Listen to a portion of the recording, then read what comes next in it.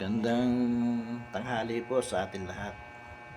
Ako po pala si Edel Merced na mahilig mag-share ng mga konting kaalaman regarding sa nangyayari sa ating kapaligiran. Lalo-lalo na po yung tungkol sa pagbaha. Ako po kasi dumaan sa napakatinding troubleshooting analyzation kung saan ang hawak ko po sa planta ay instrumentation. Alam naman natin ang instrumentation ay pinakamahirap na posisyon sa planta at kahit saan pong industry, instrument ang pinakamahirap hawakan. Hindi po katulad ng mga sa electrical na kung saan once na may nasunog na motor, nakita agad, may naamoy, may nag-trip, ibig sabihin, hindi mo na kailangan mag-analyze pa kung anong problema. Ang ginagawa nila, pinapalitan lang kung yung nasunog. Kung may nag-trip, re-reset lang. So sa mechanical ganoon din. Halimbawa sa mechanical naman, may nag-iinit na gear, yun lang pala kulang sa langis. May naputol na belt o may sumabit, madaling matrace. Hindi na po kailangan ng analysis doon. At ganoon din po sa production saka sa process. May nag-spillages, may bara, may nag-clog. So, yung mga ganoong sistema ng trouble, ibig sabihin po, hindi mo na kailangan hasain pa yung isip mo para ma-troubleshoot mo lang yung nangyayari sa planta. Hindi po katulad sa instrumentation, kapag may trouble, titingala ka na lang sa langit. Kasi halos hindi mo naman makita eh. Minsan nga po, inaabot po ako ng 3 araw sa pagto-troubleshoot sa instrumentation. Halos sukuan na eh. So, dinadala na lang ako ng pagkain doon para ma-troubleshoot. Marami po kami nagto-troubleshoot, kaya lang, yung iba, talagang sa pagod na rin, nauwi na. Ako hindi po ako ganoon. Talagang, aalamin ko yan. Hanggang sa kaugat-ugatan, kaya nga po, yung RCA, aking pinag-aralan. Inalam ko kung paano masosolve ang trouble. Kasi po, pagka po may trouble sa planta, pagdating ng Biyernes, meeting, darating yung may-ari, yung incheck. Abay, ang mata na incheck ay singkit, pagka po nagmumura, ay nabibilog.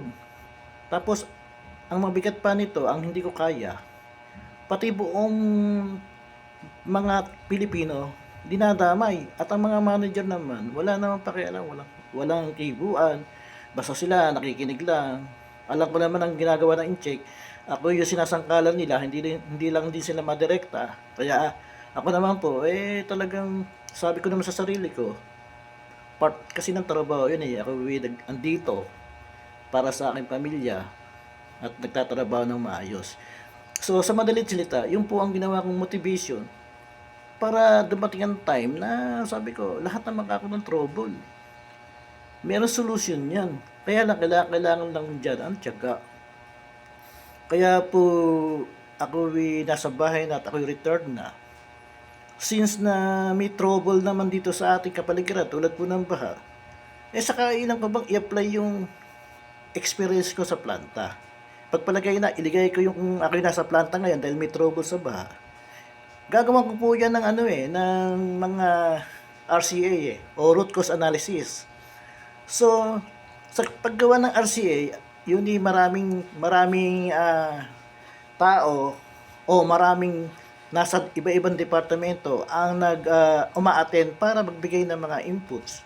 So ako kahit mag-isa, pwede naman din ako magbigay ng inputs. Pwede akong lumigay sa katauhan ni mechanical, ni electrical, ni process, ni production. Kasi unti-unti ko po silang pinasok kahit hindi ko man lang sila ma-master. At least may alam ako kahit kaunti sa kanila para po hindi nila ako maloko, hindi nila ipasa sa akin ang incident. Kasi pagka ganon, bibigyan ko sila ng resibo. Erika ko yung nangyari.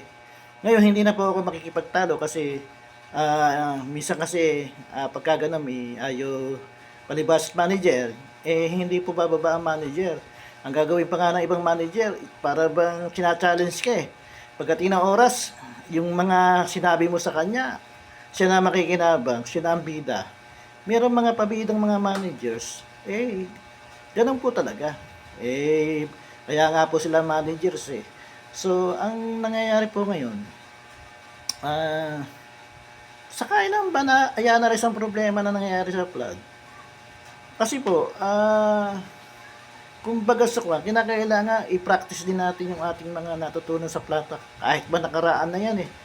Ako po naman ala naman din ginagawa. Mas gusto ko pa sa bahay at medyo nagbabasa-basa, sa computer, dito sa Google's Ad. Tapos ang report ko po ay aking in-improve kahit nung araw pa. Pagka po kasi may mga trouble na na-experience ko, akin po yung kinukunan dokumento, yung mga pictures, meron ako mga before and after, ano ba yung mga solution na ginawa ko, nakadokumento. Kasi po ang aking pakay, para po yung mga darating na magto-troubleshoot, hindi na po sila mahihirapan, buksan lang, sabihin lang sa akin kung ano yung trouble, ibibigay ko naman sa kanila yung ginawa ko, analysis yun.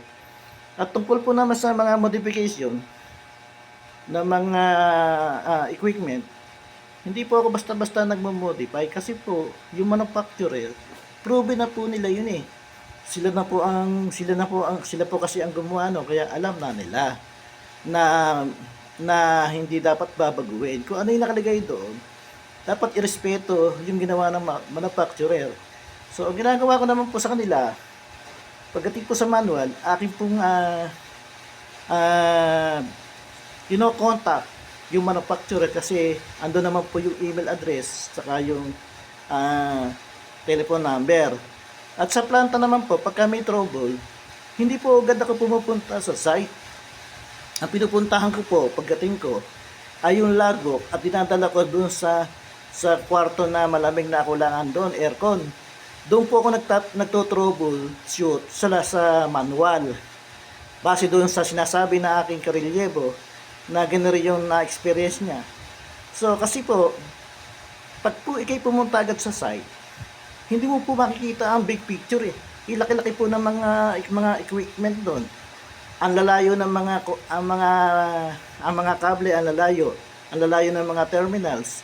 So, ang ginagawa ko, dito pa lang ako nagtitrace sa manual kung saan malapit kitang-kita ang big picture na tinatawag. So, ganun pa man, hindi po ako magsasawa na i-share kung ano po yung mga natutunan ko at kung ito po yung makakalutas ng problema sa baha, akin pong ibibigay yung lahat ng aking nalalaman para po sa ganoon, hindi na maulit. Kasi dumaan sa hindi nating ginamitan ng root cause analysis, kalatsamba lang yung ating gagawin, magpapabalik-balik lang po ang ating problema at lalaki lang po ang ating gastos. So, ganun pa man, wala namang imposible. Lahat po ng klase ng troubles may mga solusyon. Yun nga lang po, kailangan makita natin ano ba talaga yung tama. Paano ba talaga mag-troubleshoot ng tama. At ako po ay lumantad sa inyo. Ako po kasi mahihain kaya ako po hindi masyadong nagpapakita. Sa ngayon po nakita ninyo na ako. At ako po hindi pa ako nagpaparami ng mga views na yan. Hindi ko nga po alam yan Pagdakadalang po nakita ko yung aking mga views dumadaming ganon. So, okay lang po. Basta kung sakali man daw, sabi daw nila, baka daw magkaroon ng pera. Yun namang mga pera-pera na yun kung meron mang biyaya Itutulong ko lang naman din doon sa mga kapwa ko mahihirap na ando sa mga tabing sapa, ang bahay andon. Sabi ko nga sa kanila, huwag kayong sumira ng mga huwag nyo, iwasan nyo kung kumuha ng labaw. Sige, kunin nyo na lahat ng ng kahoy dyan, huwag lang labog ng kawayan. Sabi ko gano'n, kaya at ako pagpasensahan nyo na bilang isang Pilipino. Ako po nakalaan na i-share yung aking nalalaman ko. Ito lang po yung aking mayaambag. Ako po natutuwa naman. At kung mabibigyan ako ng pagkakataon na makapagbigay ng konting kaalaman sa iba, wala naman pong problema. At yun naman mga kung sakali man na gano'n, wala pong problema sa mga pera-pera na yun, yung sinasabing bayad-bayad daw sa mga kuan. Wala, kung bayaran. Kung wala, okay lang din. Ako naman ala naman gagastos hindi sa aking tinataniman na lupa na hindi naman akin. Importante ako nandun lang sa lupa at medyo nag-exercise para hindi agad na tumanda. So, ganun pa man. Maraming salamat po at patuloy na magsishare ng mga konting kaalaman sa abot po na aking makakaya. Tayo naman po ay pare-pareho mga Pilipino. Kinakailangan po tayo magbigay at saka yung respeto. Ang number one na napaka-importante sa akin yung respeto. Kasi po, ang katwiran ko, ako minsan lang dadaan sa ibabaw ng mundo na kung saan sa paglakpas mo o sa pagdaan mo, dapat magbigay ka ng respeto sa iyong kapwa, may ginawa kang maganda, para pag ikaw ay umaalis, maaalala ka nila sa mga magagandang pamamaraan. Yun po ang aking katwiran. Hindi po, ayoko po ng hindi parehas na labanan. Kung kinakailangan talaga na magtulungan, magtutulungan po. Wala pong problema. Salamat po.